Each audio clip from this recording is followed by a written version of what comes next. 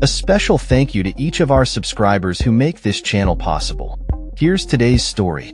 In a series of protests that have sparked controversy and violence across major Australian cities, thousands have rallied under the banner of March for Australia, demanding an end to what they term mass immigration.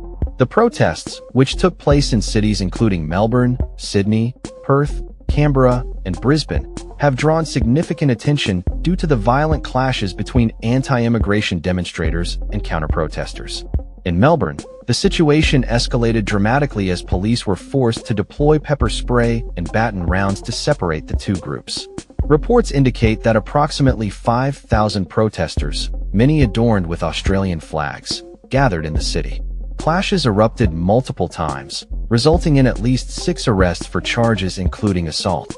The protests have been met with condemnation from the Australian government, with Multicultural Affairs Minister and Ali labeling the gatherings as racist and stating they were organized by neo-Nazi groups.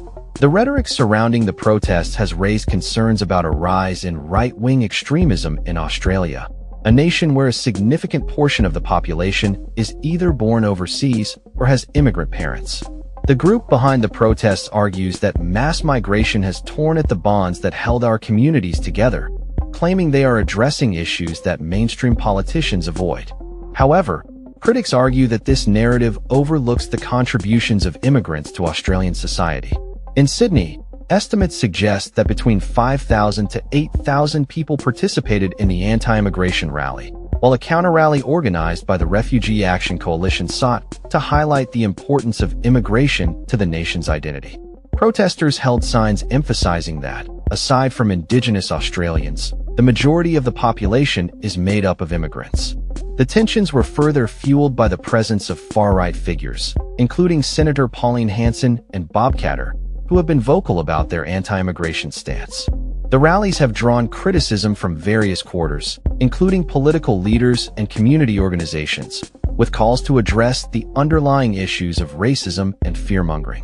As Australia grapples with these divisive issues, the protests have highlighted the growing polarization surrounding immigration and national identity.